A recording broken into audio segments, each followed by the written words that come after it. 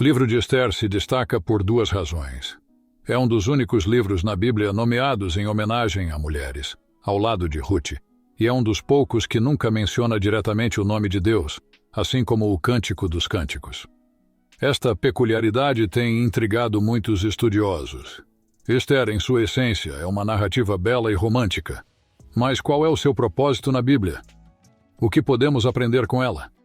Escrito durante o exílio judeu, como Ezequiel e Daniel, Ester é um dos poucos livros bíblicos ambientados inteiramente fora da Terra Prometida. Embora redigido após os outros dois, traz reflexões profundas sobre como os judeus se comportaram em sociedades gentílicas, oferecendo valiosas lições para a vivência em contextos não cristãos. Ester, nome dado a Hadassah, deriva de Ishtar, uma deusa babilônica. Este fato ressalta como os judeus adaptaram-se e mantiveram sua fé, mesmo sob nomes e culturas pagãs. A história de Ester é um lembrete de que Deus opera mesmo nos bastidores, sem mencionar seu nome explicitamente. A narrativa de Ester é corroborada por registros históricos, como a descoberta em 1930 de uma tabuleta em Persépolis com o nome Marduca, possivelmente referindo-se a Mordecai, personagem central do livro. A história de Ester desenrola-se como um romance fascinante. Ela, uma jovem rainha de beleza estonteante, governa um vasto império, guardando um segredo que poderia custar-lhe a vida. Este enredo evoca as tramas emocionantes dos romances, onde segredos e amor se entrelaçam. O rei Xerxes, enfrentando ameaças externas, organiza um grandioso banquete. Em um ato de arrogância, ele convoca a rainha Vasti para entreter seus convidados. Um gesto que deflagra uma série de eventos dramáticos, culminando na ascensão de Ester. A recusa de Vasti em obedecer ao rei Xerxes desencadeia um dilema real, ilustrando as tensões e intrigas da corte persa. Esta cena, descrita em Ester 1.1, estabelece o palco para a história de coragem e fé que se desenrola durante o tempo de Xerxes. Ester 1.1. Com estas palavras, somos transportados para um mundo de poder, paixão e providência divina. A história de Ester não é apenas um conto de amor e política, mas um testemunho do cuidado invisível de Deus, que tece os fios da história para cumprir seus propósitos, mesmo quando seu nome não é mencionado. Quando os servos transmitiram o comando do rei à rainha Vasti, ela se recusou a comparecer. Essa recusa acendeu a fúria do rei Xerxes, um momento decisivo na história. Ela era encantadora aos olhos, mas quando os atendentes transmitiram o comando do rei à rainha Vasti, ela recusou-se a vir. Então o rei ardeu em ira, o Ester 1:11-12. O rei, aconselhado pelos sábios e nobres de sua corte, buscava uma solução para o desafio imposto pela atitude da rainha. Entre os conselheiros estavam Carsena, Setar, Adimata, Tarsis, Meres, Marcena e Memucã, 7 nobres da Pérsia e Média, conhecidos por sua sabedoria e proximidade com o monarca. Segundo a lei, o que deve ser feito à rainha Vasti? Perguntou o rei Xerxes. Memucã, um dos nobres, respondeu destacando as implicações políticas e sociais do ato de desobediência da rainha, não apenas contra o rei, mas também contra todos os nobres e povos do reino. A preocupação era que o comportamento da rainha Vasti influenciasse negativamente as mulheres em todo o império, provocando desrespeito. Assim, foi proposto um decreto real para que Vasti nunca mais entrasse na presença do rei, e que sua posição fosse dada a outra mais digna. A decisão real foi proclamada em todo o vasto reino, com a intenção de restaurar a ordem e o respeito. Preparativos e tratamentos de beleza fizeram de Ester a escolhida para ser a nova rainha, e o rei se encantou por ela mais do que por todas as mulheres.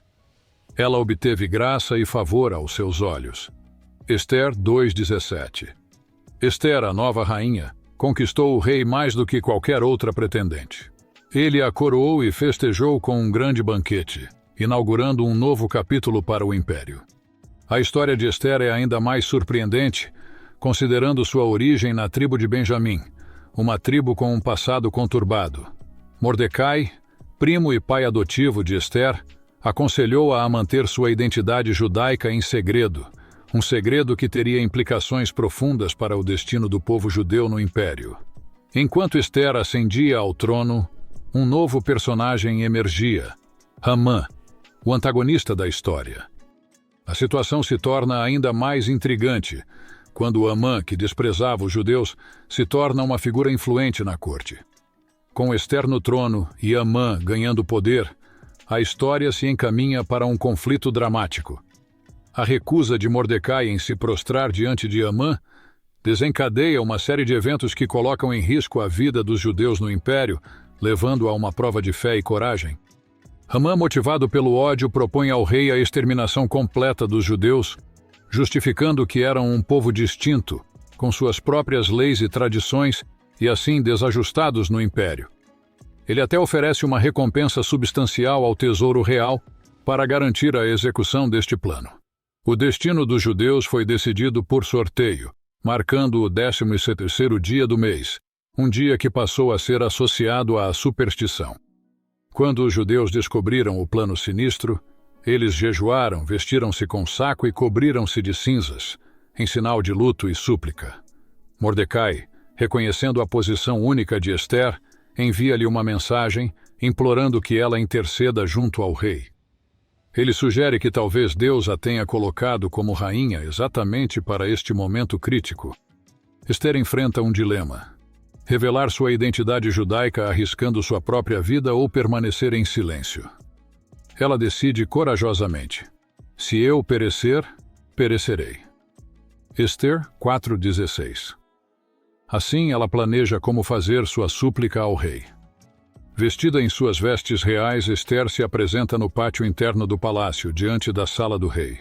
Quando o rei Xerxes a vê, ele se agrada e estende a ela o cetro de ouro, um sinal de sua aceitação e disposição em ouvi-la.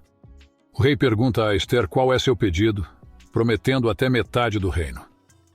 Ester, com sabedoria, convida o rei e Hamã para um banquete que ela preparou. Uma estratégia para ganhar tempo e planejar sua próxima ação. Durante o banquete, o rei repete sua oferta, e Ester, mantendo o suspense, convida ambos para um segundo banquete no dia seguinte, quando ela promete revelar seu pedido. A coragem de Ester em se aproximar do rei sem ser convocada e seu convite a Hamã para o banquete demonstram uma habilidade notável em navegar pelas complexidades da corte persa. Hamã, por outro lado, sai do banquete exultante, mas sua alegria se transforma em ira ao ver Mordecai, que não se curva diante dele. Apesar de sua fúria, Hamã se contém e retorna para casa, onde compartilha suas vitórias e honras com sua família e amigos. Mesmo com todas as honras, a presença desafiadora de Mordecai continua a perturbar Hamã. Sua esposa e amigos sugerem que ele construa uma forca para Mordecai, uma ideia que Hamã rapidamente adota com entusiasmo. Enquanto isso, a cena está montada para o segundo banquete, onde Ester revelará seu verdadeiro pedido ao rei, marcando um ponto crucial na história e no destino do povo judeu. Na véspera do banquete, o rei sofre de insônia e, para passar o tempo, começa a ler os registros de seu reinado. Ele descobre uma entrada sobre como Mordecai havia salvo sua vida de um complô de assassinato.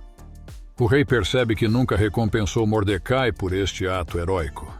Naquela noite, o rei não conseguiu dormir. Ester 6:1. No registro, encontrou-se que Mordecai havia salvo a vida do rei. Para honrar Mordecai, o rei descobre que nada foi feito.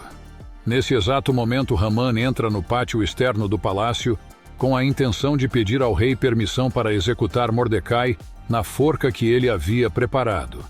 No entanto, antes que Hamã possa fazer seu pedido, o rei o questiona sobre como honrar alguém que agradou ao monarca.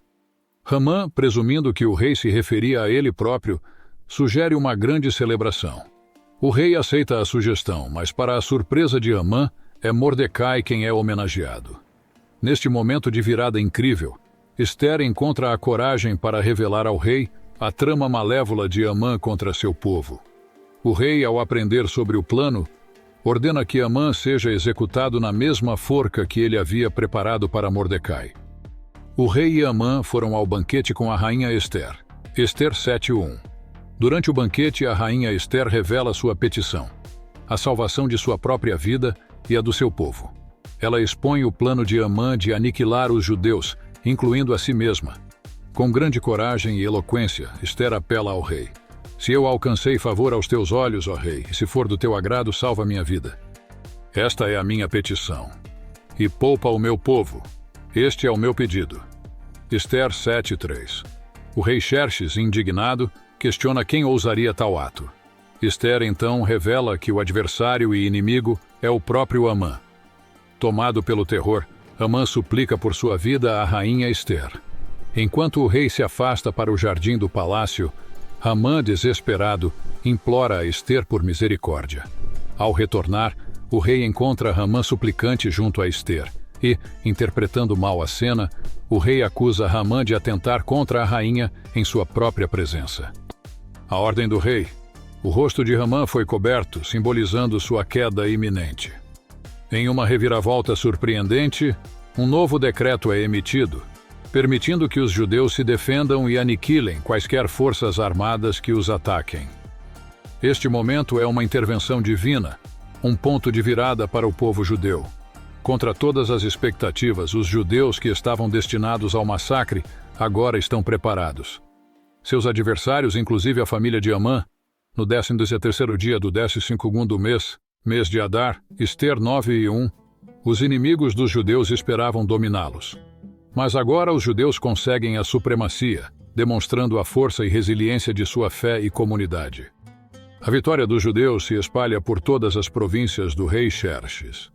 Mordecai, agora uma figura proeminente no palácio, e seu temor se espalha entre as nações, trazendo apoio para os judeus. Os judeus, exercendo seu direito de defesa, vencem seus inimigos em Suzã.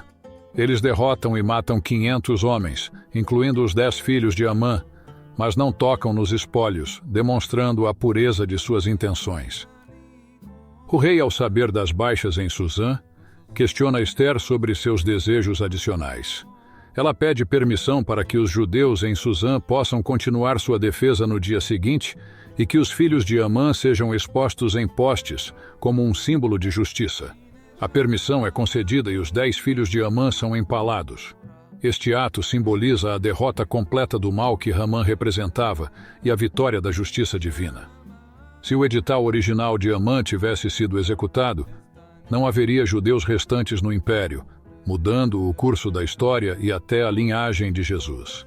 Ester, portanto, desempenha um papel crucial na preservação do povo judeu. Por que este livro está na Bíblia? Além de ser uma história emocionante, o livro de Ester oferece lições valiosas sobre fé, coragem e a presença de Deus, mesmo em circunstâncias aparentemente desesperadoras. Uma mulher judia em uma cultura pagã mantém suas crenças e assim realiza avanços significativos para o reino de Deus. Suas ações inspiram a manter a fé, mesmo em altos cargos, e a confiar que Deus pode usar indivíduos para fazer a diferença. Este livro nos lembra que, mesmo como cristãos, podemos sentir-nos deslocados neste mundo, mas ao manter nossos princípios, podemos ser instrumentos de Deus nas esferas terrenas.